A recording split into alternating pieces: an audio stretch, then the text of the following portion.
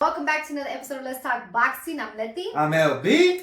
And let's get into one of the fights we saw this weekend. Yeah. So we had... I was anticipating. This is an anticipated fight right here. So we had Erickson, Lubin, in Florida. A.K.A. Hammer.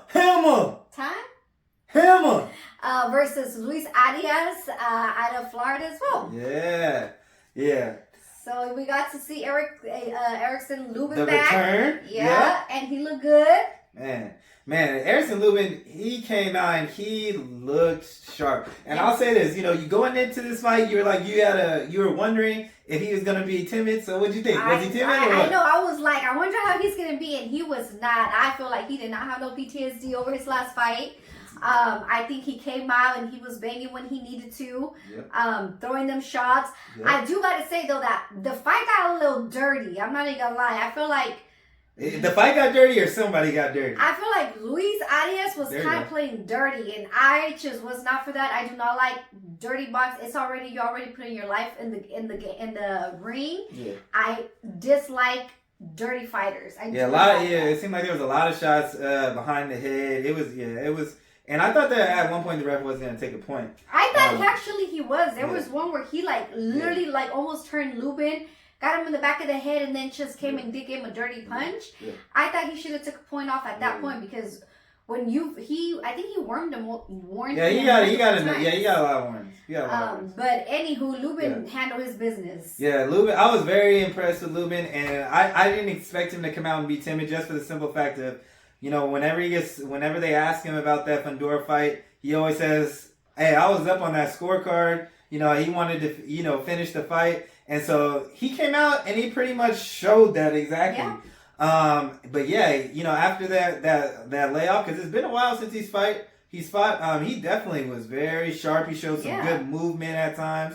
And one of probably my favorite part during the fight was when his coach, Coach Cunningham, I love Coach Cunningham, he told him, "Hey, show these people your arsenal." And he came out of that. After that, he started, letting his combinations fly. And then he started bringing that left hand because at first he was just dictating with the jab. And he was pretty much catching Arias whenever he tried to come in. Yep. He was popping him with that jab, catching him in no man's land, freezing him. And I was like, it was a dominating performance for Erickson Lubin. And coming in, he said, I do everything better than Luis Arias.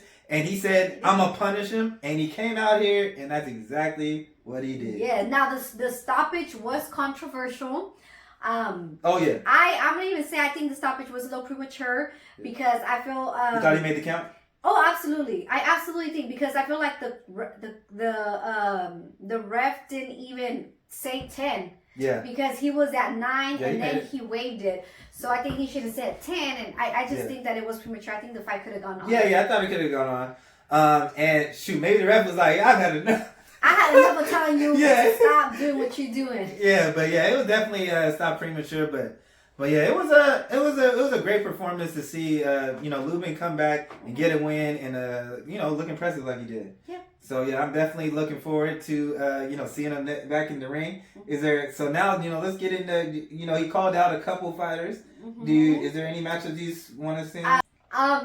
You know what? I actually would not mind seeing him with that Mendoza to get back since Mendoza didn't beat Fundora. And he did call out Brian. He said he would like a fight with Brian Mendoza. And Mendoza, he's a good fighter too. Mm-hmm. So I wouldn't mind seeing that matchup. I don't know if he'd ever want to get that rematch against Fundora. Absolutely, he want that fight with Fundora. He said he wanted that. He's wanted that rematch. But who do you think he's going to get next? But honestly, for him, after the fight, he did say he wanted to get Brian Mendoza, or he said he wanted to get the winner.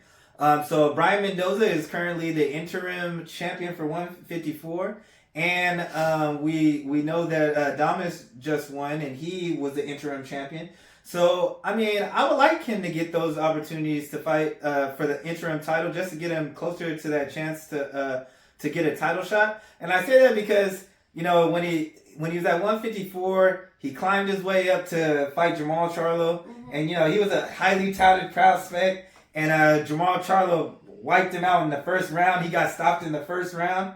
And then after that, he went through kind of like a gauntlet to get back to the top. and then he lost to Fundora. So he's got a good resume, and he's been fighting but nothing but dogs. So I think he's earned a shot, to fight those interim champions, to put him in line for a belt. And I'm not shocked that he wants to fight with Carlos Adames, just for the simple fact of 160 is kind of up for grabs right now. Because we know that Jermell Charlo got all the belts, and he's already got a fight lined up. So maybe he's calling out this the interim title just because that's his closest shot to getting getting that opportunity at the title. So you're saying he gonna go up to 160? Well, that's what he said he'd like to do. He said he'd like to, if he can't get it with Brian Mendoza at 154, he would like to get the winner, who was Carlos Adames.